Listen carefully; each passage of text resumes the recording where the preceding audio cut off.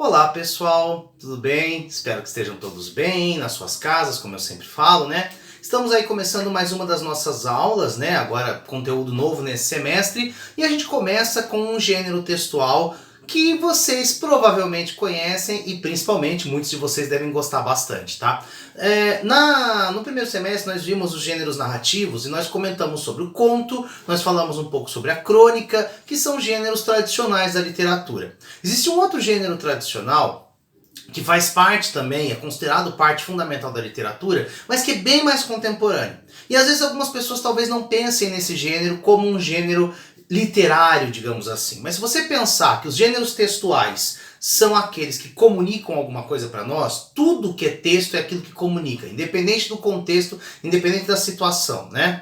Um texto que seja formado por imagens, ele é um gênero? Sim, ele é. Tá? Existem vários gêneros que são formados apenas por imagens ou pela junção de imagens e palavras. A esses textos formados pela junção de imagens e palavras, nós chamamos de textos icônico-verbais. Tá?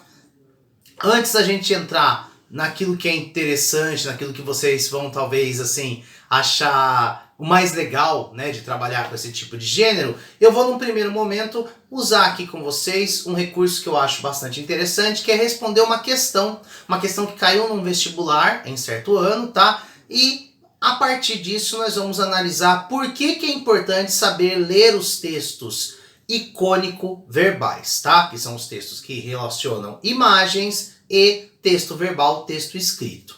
Tudo bem? Vamos lá?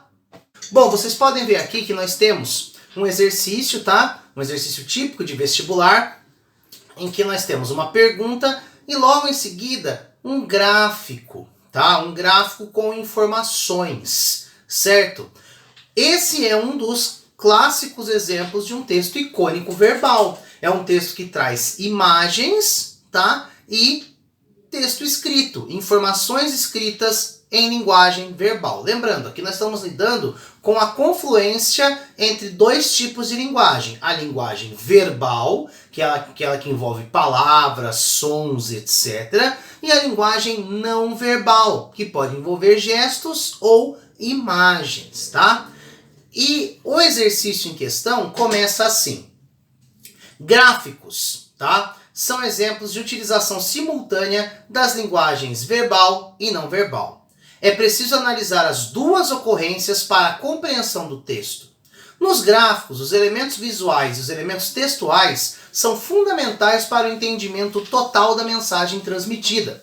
No gráfico em questão, a linguagem verbal e a linguagem não verbal têm como intenção mostrar ao leitor que, ou seja, a pergunta é justamente sobre a relação que existe entre a linguagem verbal e a linguagem não verbal nesta imagem. A imagem diz respeito a quê? Então vamos lá. Primeira parte do gráfico, aumento no número de casamentos entre 2003 e 2008. Então já temos aí a informação verbal. O gráfico diz respeito ao aumento no número de casamentos entre 2003 e 2008. Aí nós temos dois gráficos, né? Um aumento de 44% entre pessoas acima dos 60 anos e um aumento de 28% na população brasileira em geral, tá? Então vejam que interessante. Da população brasileira houve um aumento do número de casamentos em 28%. E entre as pessoas acima dos 60 anos houve um aumento ainda maior, de 44%, tá? E aí ele continua. E um fator determinante é que cada vez mais pessoas nessa idade estão no mercado de trabalho, o que lhes garante a independência financeira necessária para o matrimônio, tá? População com mais de 60 anos no mercado de trabalho. Vejam lá, em 2003 era 31%, hoje é 38%. Então pessoas idosas que estavam desempregadas, tinham se aposentado, mas não conseguiam se sustentar, agora sim, 2008, né, gente? Ocupam muito mais espaço no mercado de trabalho. Então, qual que é a relação que está sendo estabelecida aqui? Qual a intenção desses gráficos, da imagem e do texto? Nós temos aí 5 alternativas, tá? Desculpa, 4 alternativas. 5 eu que vi, né? o número de casamentos entre pessoas acima de 60 anos diminuiu em um período de 5 anos, né, que é entre 2003 e 2008. Diminuiu? A gente vê pelos gráficos que não, né? O número de pessoas acima de 60 anos que estão inseridas no mercado de trabalho é proporcionalmente inverso à quantidade de pessoas que se casam nessa faixa etária? Será? O gráfico apresenta dados para o leitor que comprovam o aumento do número de casamentos entre pessoas acima de 60 anos, assim como o aumento da inserção de pessoas acima de 60 anos no mercado de trabalho. Pode ser. Temos aí informações para, talvez, concordar com essa afirmação. E por último, apresenta a preocupação com a diminuição no número de casamentos entre pessoas de várias faixas etárias da população brasileira, assim como a dificuldade dessas pessoas para conseguir emprego no mercado de trabalho. Se você ficou atento à atividade e prestou atenção na representação dos gráficos, você tem aí como resposta a letra C. Apresenta dados para o leitor que comprovam o aumento no número de casamentos entre pessoas acima de 60 anos, tá? Você tem isso evidente no primeiro gráfico, que você pode comparar como isso aumentou. Ao mesmo tempo que aumentou o número de pessoas com mais de 60 anos que fazem parte do mercado de trabalho. Você pode pensar, só com os números eu seria capaz de fazer esse tipo de conclusão? Claro! Agora, se eu mostrar os mesmos gráficos, esse gráfico redondo, que a gente chama de gráfico pizza, né? Sem necessariamente colocar a porcentagem, eu sou capaz de entender isso aqui? Também. Porque você é capaz de identificar o crescimento no espaço escuro do gráfico que diz respeito justamente ao número de casamentos. Então, se eu sou informado por uma legenda, né, do que cada elemento visual representa, a junção entre o elemento gráfico, visual e o elemento textual, escrito, faz com que eu compreenda com mais profundidade o que está sendo apresentado na questão. Isso é fundamental. A gente tem que entender o quê? O texto icônico verbal é aquele que junta ícone, ou seja, imagem, um elemento que representa um objeto por similaridade, tá? Então, por exemplo, eu tenho uma caneta e eu tenho um desenho da caneta. Aquele desenho é uma caneta? Não, ele é apenas uma representação da caneta. Mas como que você identifica? Você identifica porque aquela representação é semelhante à caneta. Isso é um texto icônico, tá? Você consegue perceber a relação entre os dois porque isso se torna um ícone. Textos icônicos são aqueles que possuem elementos não verbais visuais, como imagens, símbolos, etc. Tá? Agora, existem textos que combinam diversos elementos, que podem combinar tanto a linguagem verbal, que é aquela que usa a fala, a escrita, as palavras, quanto a linguagem não verbal, com gestos e imagens. O ícone faz parte da linguagem não verbal. Quando você junta os dois, nós temos textos que possuem vários modos de representação. Tá? Um modo de representação verbal e um modo de representação não verbal. Por isso nós chamamos eles de textos multimodais, tá? Que usam mais de um modo de representação da realidade. Lembrando, a linguagem ela tem o objetivo principal de comunicar alguma coisa, mas ela também pode, dentre outras coisas, representar um elemento da realidade concreta, tá? Da existência da qual nós fazemos parte. Então eu posso desenhar uma pessoa, eu posso falar a respeito de um animal. Isso é uma tentativa de representar na linguagem um elemento que nós identificamos com os nossos sentidos, com o olhar, com o olfato, com o tato e etc.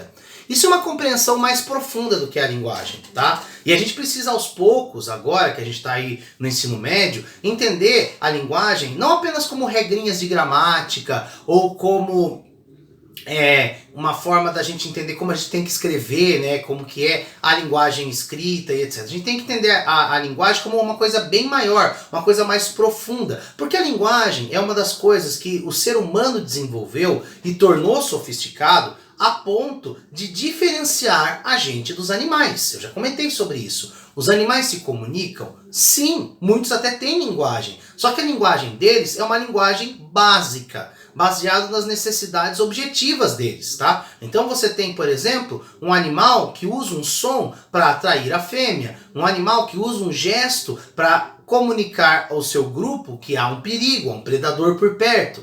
Isso é a linguagem tradicional que nós encontramos nos animais. Já o ser humano, não. O tipo de arte que o ser humano desenvolve a partir da linguagem, né, do cotidiano, dos desenhos, existe desde que o ser humano se constituiu enquanto ser humano. Então você pode encontrar aí nas cavernas desenhos de todo tipo feitos pelos famosos homens das cavernas, né, que representam animais, representam os próprios seres humanos e situações do dia a dia deles. Esse tipo de pintura é o que a gente chama de pintura rupestre. Tá? A pintura rupestre é aquela que é feita em pedras ou em cavernas e que precede a manifestação escrita das línguas. Tá? Ou seja, antes de haver uma língua escrita, existia essas imagens. E boa parte das nossas linguagens escritas vieram desses desenhos. É só você pensar, por exemplo, nos hieróglifos. Tá? Os egípcios, quando fizeram aqueles desenhos, os hieróglifos, eles usaram as imagens para representar ideias e até narrativas, histórias, tá?